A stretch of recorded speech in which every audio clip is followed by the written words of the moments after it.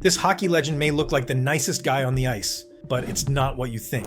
Behind all the records, the trophies, and the smiles, Wayne Gretzky had players he flat out hated facing. Some were rivals who pushed him to his limits, others crossed the line in ways he never forgot. As Gretzky once said, "You respect the game, but you don't have to respect everyone you play against."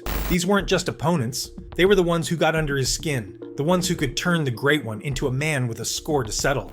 If you think every NHL player respects each other, you're wrong. Hockey might be called the gentleman's game, but on the ice, respect can vanish in a heartbeat. For Wayne Gretzky, certain players brought out a different side of him, one that fans didn't always see. These rivalries and grudges weren't just small disagreements. They played a role in shaping games, playoff series, and even the course of his career. Some clashes pushed him to perform at his best. Others left lasting scars on his memory of the sport. Knowing who these players are isn't just about gossip, it's about understanding the moments that made Gretzky's story so unforgettable.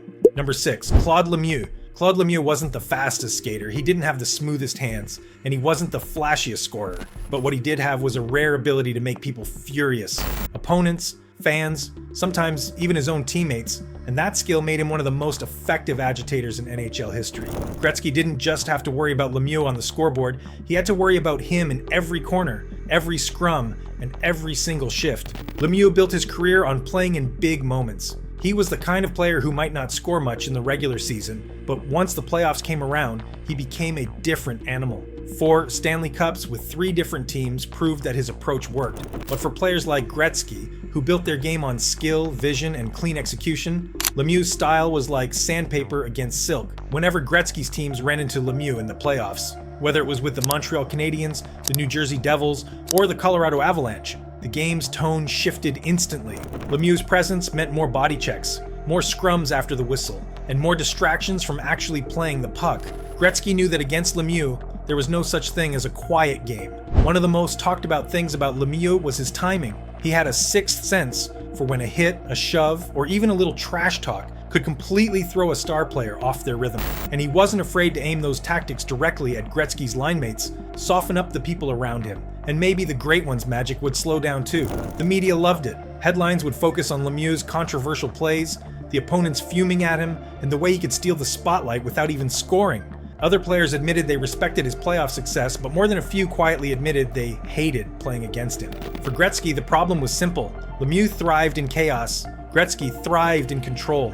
When the game got ugly, Lemieux had the upper hand. And that made him one of the few players Gretzky would have preferred to avoid entirely, because no matter how prepared you were, Claude Lemieux could drag you into his game, and once you were there, he usually found a way to win. Lemieux's style could turn any game ugly, and he's not the only one on this list who thrived in chaos. We'll see another one a little later. If you were Gretzky, would Lemieux have gotten under your skin too? Let me know in the comments, I'll pin my favorite answer. Number 5, Gary Suter. Gary Suter was a talented defenseman, steady on the blue line, with a long career in the NHL. But for Wayne Gretzky, Suter's name will forever be tied to one unforgettable and painful moment, a moment that still sparks debate among hockey fans more than 3 decades later. It was the 1991 Canada Cup, an international tournament where the best players in the world came together to battle for national pride. Gretzky was leading Team Canada, looking to add another trophy to his legendary career, but in one instant, everything changed. During a game against the United States, Suter delivered a cross-check from behind that sent Gretzky crashing into the boards. The hit wasn't just hard, it was dangerous. Gretzky went down injured and could not continue in the tournament. Canada went on to win without him, but the Great One had been sidelined at the moment his country needed him most. The controversy exploded. Canadian media called the hit reckless, some even calling it a cheap shot. American outlets defended Suter, saying it was part of the game. But to Gretzky and many in Canada, it was a line that should never have been crossed. International play was supposed to be about the best facing the best, not star players being taken out by questionable hits. The bad blood didn't fade quickly. Every time Gretzky faced Suter after that, the memory of that hit hung in the air. Teammates say Gretzky never went after Suter physically, that wasn't his style, but he never forgot it either. In Gretzky's world, hockey was tough, but it was also about respect, and that moment was the opposite of respect. For fans, the image of Gretzky lying on the ice in his Team Canada jersey after Suter's hit is burned into hockey history. It turned Gary Suter from just another skilled defenseman into one of the few players who could truly say they had left a mark, literally on the Great One. And it's a mark Gretzky would never forgive. By the way, wait until you hear who's number 1 on this list. Gretzky flat out admitted he hated him, and the feeling was mutual. Number 4, Ron Hextall. Ron Hextall was a goaltender unlike almost anyone Gretzky had ever faced. Most goalies stayed in their crease, focused on stopping pucks. Hextall, he treated the blue paint like a suggestion. He would skate out, challenge opponents, and if you got too close, you risked getting whacked with his stick. He wasn't just there to protect the net, he was there to make your life miserable if you dared to come near it. For Gretzky, who made a living by setting up plays close to the goalie, Hextall's style was more than just unusual, it was dangerous. A quick pass behind the net could suddenly turn into a confrontation. A loose puck in front of the crease could end with Hextall swinging his stick like a lumberjack. And the thing was, Hextall didn't care if you were a rookie, a veteran, or the greatest player in the world. Everyone was fair game. One of the most talked about moments came in the late 80s when Gretzky's team faced Hextall in a high-pressure game. Gretzky tried to slip behind the net to create a scoring chance, and Hextall cut him off, slashing at his stick and forcing him to back away. It wasn't a one-time thing. Hextall's aggressive play was a constant threat. Every shift against him carried the risk of getting tangled up in something far from the puck. What made it worse for Gretzky was that Hextall could actually play the puck well. He wasn't just a bruiser, he could fire passes to his teammates, starting rushes the other way before Gretzky's team could even reset. Facing him meant always having to think 2 steps ahead, not just about scoring, but about avoiding a trip to the penalty box because of a confrontation he started. To fans, Hextall was a throwback to an older, rougher style of hockey. To Gretzky, he was a constant headache, a goalie who wasn't content to stop you but who wanted to intimidate you too. In a league full of professionals, Ron Hextall played like a man with a personal score to settle every single night. And when you're Wayne Gretzky, you're always at the top of that list. Facing Hextall meant watching for the puck and watching for your own safety. And speaking of knowing exactly how to get under Gretzky's skin, no one had that advantage quite like an old friend turned rival. Quick timeout, if you're loving these old school hockey stories, hit that like button. It tells YouTube to show you more just like this. Number 3, Mark Messier. Mark Messier and Wayne Gretzky will forever be linked as 2 of the greatest players to ever wear an Edmonton Oilers jersey. In the 1980s, they were more than teammates. They were co-leaders of a dynasty. Gretzky was the magician with the puck, seeing plays before anyone else. Messier was the unstoppable force, mixing skill with physical power. Together, they brought the Stanley Cup to Edmonton again and again. But in hockey, relationships can change when you're no longer wearing the same colors. After Gretzky's shocking trade to the Los Angeles Kings in 1988, he and Messier went from sharing victories to battling each other for them. And when they met on opposite sides of the ice, it wasn't just a game, it was personal. Both men wanted to prove they could win without the other. Messier's style was completely different from Gretzky's. He thrived on contact, never shying away from a hit, and sometimes using intimidation to make space on the ice. Gretzky's brilliance came from avoiding those hits, slipping past defenders, and letting his vision do the work. When they faced off, those styles collided. In big games, Gretzky had to watch out not just for Messier's scoring ability, but also for the punishing physical game he brought every shift. There were moments where the old friendship seemed to disappear for 60 minutes. One example came in a heated matchup in the early 90s when Messier, now with the New York Rangers, delivered a hard check on one of Gretzky's teammates. Gretzky's reaction was immediate, a glare across the ice that said everything without a single word. They might have shared cups and memories, but in that moment, they were enemies. Despite the rivalry, there was always respect. Both players knew the other was a competitor who hated to lose. But for Gretzky, Messier was one of the toughest opponents to play against because he knew him so well. His strengths, his weaknesses, and how to push his buttons. Facing Messier wasn't just about stopping a great player, it was about facing someone who knew the great one better than almost anyone else in the league.